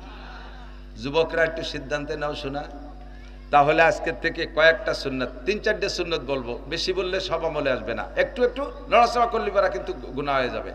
একটুক টাইমে পেশাব আসার কথা না, একটুক টাইমে পেশাব আসার কথা না। একটুক টাইমে পেশাব আসলেই তাহলে বোঝা যাবে যে ডায়াবেটিস হয়েছে। ভোরবেলা ফজরের নামাজ পড়িয়ে 7-8 মাইল দৌড়বা, সারি যাবে ইনশাআল্লাহ। বুড়ো মানুষ বসে রয়েছে, নড়তেছে না, যুবকরা তো তাড়াতাড়ি নামাজ। কয়েকটা সুন্নতের পর আমল করা যাবে তো ইনশাআল্লাহ? হ্যাঁ, একেবারে হাতে গোনা কয়েকটা বলবো, 4টে সুন্নতি বলি। 1 নম্বরে, এদিক 1 নম্বরে পাকা সিদ্ধান্ত নিতে হবে, আজকে থেকে দাড়ি কাটবো না। কয় যে হুজুর এইটা বাদ দেখো না, আর 3টে কন না, এইটা বাদ দেবো কে? দস্তারখান তো কিয়ামতে আতৈরে নিয়ে উঠবো না, মেশাকও আতৈরে নিয়ে উঠবো না, আর যে কটা কইতে চাচ্ছি, কিন্তু দাড়ি তো মুখের সাথে লাগানো থাকবে। এটি তো দেখেই প্রথম চান্সে চেনবে মুসলমান আর মুসলমান দাড়ি দেখে, ঠিক না? কয় যে মুসলমানের দাড়ি আছে, হিন্দুকে আছে না? আরে আছে তো, হিন্দুকে দাড়ি আর মুসলমানের দাড়ি এক দাড়ি না। তাকে দাড়ির সাথে এবার মোজ দিয়ে এরকম বুড়োই ফেলাইছে, ঠিক না? মোষ এমন ডাকা রাখছে যে চা খাওয়ার হুটো ডাও রাহে নাই, চা খাতি এলেও মোসরে মুসরে ধরে তলে কাপড় হয়ে যায়। মুসলমানের দাড়ি হলো কচ্ছসারে বাবা ফুল্লোহা, মোসরে ছোট করো, দাড়ি রে বড় করো। এটা হলো মুসলমানের সুন্নতে দাড়ি। আপনার সম্মান বাড়বে। দাড়ি রাখতে কষ্ট না কাটতে কষ্ট? বোঝে নাই? দাড়ি রাখতে কষ্ট না কাটতে কষ্ট? সত্যি কথা কোন তো, রাখতে কষ্ট না কাটতে কষ্ট? অবশ্যই কাটতে কষ্ট, অবশ্যই কাটতে কষ্ট। রাখছি তো রাখা হয়ে গেছে, এর মধ্যে কোনো ব্যথাভূত আছে নাকি? কোনো ঝামেলা নেই। এতে মেলা ওজন করতেও তাও তো টের পাই না, কিছুই টের পাই না। কোন পাখি কতটুকু ওজন? সারা দাড়ি মিলে 5 গ্রাম ওজন হতে পারে। কি ওজন? কোনো কষ্ট নাই, কিন্তু কাটতি ধুমসা কষ্ট। বেলেট দিয়ে যখন পুষায়, যত ভালো ধারালো অস্ত্র দিয়ে কাটুক না কেন, ব্যথা করেই করে। ব্যথা করেই করে। এই মোষ পরিষ্কার করি ব্লেড দিয়ে, তাই তো ব্যথা করে। তা সারা খান মুখ রে সপ্তাহে 2 বার এইভাবে চাইছিয়ে ফেলায়, কি কষ্ট। আর যদি সেলুনি দিয়ে কাটে, আর পয়সা দেওয়ার অভ্যাস যদি কম হয়, যদি কিরপিন পাল্টি হয়, সেলুনে লাগে পয়সা তেমন ভালো দেয় না, 3-4 বার কাটি একবার একটা হাত দেয়। স্থানীয় মানুষ সেলুনের হিন্দুরা কথাও করতে পারে না, এই কাটে। তাহলে তোমার মতো এরকম শেষরার দাড়ি ভালো ব্লেড দিয়ে কাটে না। যেই ব্লেড দিয়ে চাস্তিছে, আল্লাহু আকবার, খরাত খরাত খরাত খরাত শব্দ হচ্ছে, কেউ যেন ছাগল চলতিছে। আর ব্যথায় মুখ লাল হয়ে যাচ্ছে, জায়গায় জায়গায় গোড়া উগলিও যাচ্ছে। কি এরিস এরকম ব্যথা হরে কেন? এখন ভালো ব্লেড দরকার, টাকা দিবানে 5টা আবার ভালো ব্লেড। এর যে ব্লেড ধরছে না, ওই ব্লেড দিয়ে আগে 2-3 জনের দাড়ি শেভ করছে, এরপরে 5-6 জনের বগল চাচ্ছে ওই দিয়ে, এরপরে ধরছে ওর মুখ। তাহলে কি কষ্টের কষ্ট দাড়ি কাটতে। দাড়ি রাখলে সম্মান না কাটলি সম্মান? কাটলি সম্মান। কাটাওয়ালা বয়স 50 আর রাখাওয়ালার বয়স 25, দুইজন একসাথে যাইয়েন তো কোনো দোকানপাট কোনো জায়গায়, কারে কৃষি বস্তি দেয়। কাটাওয়ালারে কয়, এ ছেলে পেলে নামি দাঁড়াও, এ পোলাপান সেরে দাঁড়া, তার বয়স 50। আর যে দাড়ি রাখছে 25 বছর, এরকম দাড়ি, কাকা আপনি চেয়ারে বসেন। জায়গায় বসাইয়া মান আর অপমান, কথা কোন ঠিক না? তো দুনিয়ায় যেমন পার্থক্য, হাসরের মাঠে ওই রকম হবে প্রত্যেক। আর পাশাপাশি আরেকটা হলো, সুন্নত গুলো সব যত সুন্নত আছে, বডির সাথে যত সুন্নত আছে, এই সুন্নত গুলো হলো ইমানের বেড়া। বুঝতে পারি নাই? শরীরের সাথে যে সুন্নত গুলো আছে, এই সুন্নত গুলো ইমানের বেড়া। দাড়ি কাটা অবস্থায় যে ভাষা ব্যবহার করা যায়, মুখে দাড়ি রাখা অবস্থায় কিন্তু তা যায় না। কিছু হলেও বিবেকে বাধা দেয় যে একগাল দাড়ি নিয়ে এমন কথা কব, কতক্ষণ। খালি মাথায় যে কথাগুলো বলা যায়, যে কাজগুলো করা যায়, টুপি মাথায় দিলে তা করা যায় না। প্যান্ট শার্ট টাই কোট পরে যে আকামগুলো করা যায়, বড় একটা যুব্য গাই দিয়ে তা করা যায় না। এই সুন্নতে আপনার ওখান থেকে ফিরেই ফেলে, বিবেকে বাধা দেয়। যা যদি দেন টুপি মাথায় দিয়ে গালাগালি হতে যায় নাকি? যদি গালাগালি এখন তো করাই লাগে, খুলে পকেটে থেকে শুরু করে। তার মানে টুপি থাকতে আর কাজানো যাচ্ছে না। প্রত্যেকটা সুন্নত ইমানের বেড়া। তো 1 নম্বর ইমানের বেড়া সুন্নত হলো দাড়ি, কতক্ষণ। পাশাপাশি দাড়ি রাখলে আদ্যে দেখেন কি সুন্দর রেসপন্স করে, দাঁড়িয়ে লাগে আদ্যে দেন কি সুন্দর লাগে। এই মুখের সাথে যদি ছোঁয়া লাগে, সেও খুশি হবে, ঠিক না? নরম নরম। আর দাড়ি কাটার পরে একদিন পরে একটু একটু আগা বার হয়েছে, ওই মুখ দিয়ে কোনো জায়গা যদি ডলা দেয়, আর সিরিজ কাগজের মতো ঝুলিয়ে যাবে না। ডলা যে আনে দেবেন সেটা আপনার ব্যাপার, কিন্তু ডলা দিলি সে চিল্লে উঠবে না। তাহলে দাড়ি সহ এক মজা, দাড়ি কাটলে আর এক অশান্তি। দাড়ি রাখার মধ্যে সব ফায়দা। 2 নম্বর সুন্নত হলো, আজকে থেকে পকেটে একটু মেসওয়াক আর টিস্যু, মেসওয়াক আর টিস্যু দুটো জিনিস রাখেন। যুবকরা রাখবা পকেটের মধ্যে, ছোট্ট একটা মেসাক বানানো, একটা মেসাক আর একটু টিস্যু পেপার রাখবা। মেসাকে অজু বানানোর সময় একটা ডলা দিবা, ওইভাবে নাকি বাবা। আর টিস্যুটা পকেটে থাকলে পেশাবের সময় ব্যবহার করলে তোমার শরীরটা, প্যান্টটা পাক থাকবে। যুবক এসে আমার জড়াই দিল, হুজুর আমি আপনার কঠিন ফ্যান, ইংরেজিতে কয় কঠিন ফ্যান। কঠিন ফ্যান মানে, ফ্যান মানে কি? ওই বাতাস দেওয়া ফ্যান না ভাতের ফ্যান? ফ্যান মানে হলো ভক্ত, ফ্যান মানে ভক্ত। তো এত ভক্ত, তো আজান দেশে চল নামাজ পড়ি আসি। হওয়া পড়া তো দরকার, কিন্তু আজকে হবে না, শুক্রবার তো শুরু ওর বাড়ি চল, এখন গেলে অসুবিধা কি? কয় যে এই প্যান্ট পরে মসজিদে গেলে আর মানুষের নামাজ হবে না। এই 7 দিন ধরে পড়তেছি, ঠিক মতো পেশাবের থেকে পাক হই না, দাঁড়ায় পেশাব করি, টাইট টাইট থাকে, আটা দেওয়ার পরে খানিক পরে ওই একই জায়গায় তো ডেলি 7-8 বার পেশাব করি। এই পড়তি ওই সামনের ওইটুক সুসো মরা গন্ধ হয়ে গেছে। আমার মসজিদে নিয়ে না, আর সবার নামাজ মাইর খেয়েছিলেন। তুমি কেমন মুসলমান? এনি টাইম মসজিদে যার যোগ্যতা তোমার পোশাকের মধ্যে নাই, শরীর না পাক, কাপড় না পাক, এই অবস্থায় যদি তুমি মারা যাও, বলো তো তোমার জানটা নেবে কিনা? আর পবিত্র অবস্থায় পোশাক পাক, শরীর পাক, এই অবস্থায় যদি তোমার মৃত্যু হয়, এনি টাইম যে কোনো সময় মৃত্যু হতেই পারে, কতক্ষণ যে কোনো সময় হয়ে যেতে পারে না? তাহলে ওই সময় তোমার মৃত্যুটা হবে ইমানই মরণ, জান্নাতের ফেরেশতারা তোমার জানটা নিয়ে যাবে, কন্যা সুবহানাল্লাহ। তাহলে এই 2টা সুন্নাত, দাড়ির সুন্নাত, ঢিলাকুলুকির সুন্নাত আর মেসওয়াকের সুন্নাত, ঠিক আছে? আজকের থেকে খানা খাবো দস্তারখান বিছাইয়া, যত খাবার পড়বে খুঁটে খাবেন। খুদার কসম, রুজির বরকত আল্লাহ বাড়াই দেবে, আল্লাহ রুজির বরকত বাড়াই দেবে, আল্লাহ রুজির বরকত বাড়াই দেবে। যে কটা মাসালা শুনলেন, 60 বছর নফল নামাজ, নফল রোজার চেয়ে বেশি নাকি। আর আমল করলে প্রত্যেক একটা সুন্নতের বিনিময়ে 100 শহীদের নাকি, কন্যা সুবহানাল্লাহ। আমি আপনাদের অল্পক্ষণের ভিতরে কথাগুলো জানতেন না তা না, জানা ছিল, কিন্তু আলোচনা না থাকার কারণে আমলের ভিতরে দুর্বলতা আসে, অলসতা এসে যায়। আজকে একটু শুনলেন, ভিতরে একটা স্পৃহা জাগছে না? সবাই না হলেও কমপক্ষে 50 জন মানুষ হলেও তো আমল করবে, কথা বলেন ঠিক না? এরপর আপনি আমল করবেন, তাহলে কত নেকি এখানে হয়েছে, কত নেকির, এটা নেকির কারখানা বনে গেছে। এইটা আমরা এই ইনকামটা পাইলাম, করতে পারলাম কিভাবে? আল্লাহর রহমতে উলামায়ে কেরাম পরিষদের পক্ষ থেকে, মসজিদের পক্ষ থেকে এই মাহফিলের ইন্তজামটা করছে বিদায় আমরা তাআবানু আলাল বিররি ওয়াত তাকওয়া ওয়ালা তাআবানু আলাল ইসমি ওয়াল উদওয়ান। আল্লাহ পাক বলেন তোমরা একে অপরকে ভালো কাজে সাহায্য করো। দুর্গা পূজা, সরস্বতী পূজা, কালী পূজা, লক্ষ্মী পূজায় সাহায্য করো না। জারি যাত্রা করো, গাজীর গান গুণযাত্রায় সাহায্য করো না। মালি মামলা কোর্ট কাছারিতে সাহায্য করো না, ওর মধ্যে 90% মিথ্যে কথা, ও জায়গায় সাহায্য করো না। অথচ এই দেশের মানুষ কি যে বোকা নাকি চালাক, আমি কি কব আপনাকে সামনে, আপনাকে বোকা করলে কষ্ট পাবেন, এই জন্য ধরেন বোকা করলাম না। সারা বছর ভরে পাট পিএস কষ্ট করে বানাইয়া তৈরি করে তাই বেছে বেছে উকিল মুক্তার পুলিশ দারোগাকে দিয়ে বেড়াচ্ছেন। আবার রিবাই রেডুন বেচা হয়ে গেছে, পুলিশকে দাওয়াত দিতেছেন, পুলিশ রেডি থাইও আগামী পিএস বেছে টাকা দেবো, ওই সময় বাতাবানি গাঞ্জাম, এর আগে আর বাতাচ্ছি না। ফিরে পিএস এর কটা দেওয়ার পরে ফিরে আবার পাট বেছে দেওয়া শুরু করেন, যার কারণে সচ্ছল হতে পারতেছেন না। এই দেশে যে ফসল আল্লাহ দেয়, যে দামি ফসল সোনালী আঁশ, এই নগরকান্দা সালতার পাটের নামে হলো সোনালী আঁশ, অন্য অন্য জায়গার পাটের এই চেহারা না। আর সেই সোনালী আঁশ বেশি একটু সোনা কিনে বন্যা হাই দিতে পারলেন না। আপনার সোনালী আঁশ বেচাটা হাই দিয়ে দারোগার বন্যা গলায় নেকলেস বানায়। আল্লাহর কাছে দোয়া করেন যেন এই গ্যাঞ্জাম ফাসাদার না করি আমরা, বলেন আমিন। একটু সভ্য হন, একটু ভদ্র হন, একটু শান্ত হন, মাথাটার একটু ঠান্ডা করেন। যত গরম হোক না কেন, যেই গরমের কারণে আমার অর্থদণ্ডী যায়, আমি সেই গরম হতে যাবো কেন? আমার ভাই আমার কাছ থেকে 2 হাত জায়গা আছে, তা ছাড়িয়ে দিলি 2 হাত জায়গার দাম 200 কোটি টাকা না? বাড়ির দ্বারে 2 হাত জায়গা, সালতার এইসব জায়গা 200 কোটি টাকা, কয়টা? 2000 টাকা। তাই ছাড়বেন না বলে গন্ডগোল বাঁধাইয়া 2 ভাই বাড়ি বাড়ি বাঁধাইছেন, কোর্ট কাছারিতে লাখ লাখ টাকা দিয়ে দিচ্ছেন, অথচ 2 হাত জায়গা ছাড়তে পারলেন না। একটু পিছনে ব্যাকগ্রাউন্ডে বুঝলে, ভবিষ্যতে একটু ভাবলেই আপনি শান্ত হয়ে যাবেন। আমি দোয়া করি আল্লাহ এই এলাকার মানুষকে তুমি গ্যাঞ্জাম ফাসাদ থেকে হেফাজত করো, বলেন আমিন। আজকে উলামায়ে কেরাম মাহফিল মিলাইছে, একটু যদি আপনারা সাহায্যের হাত বাড়ান তাহলে তাদের এই আয় ব্যয়ের ভিতরে একটু সহযোগিতা হলে সামনে আরো হিম্মত করবে।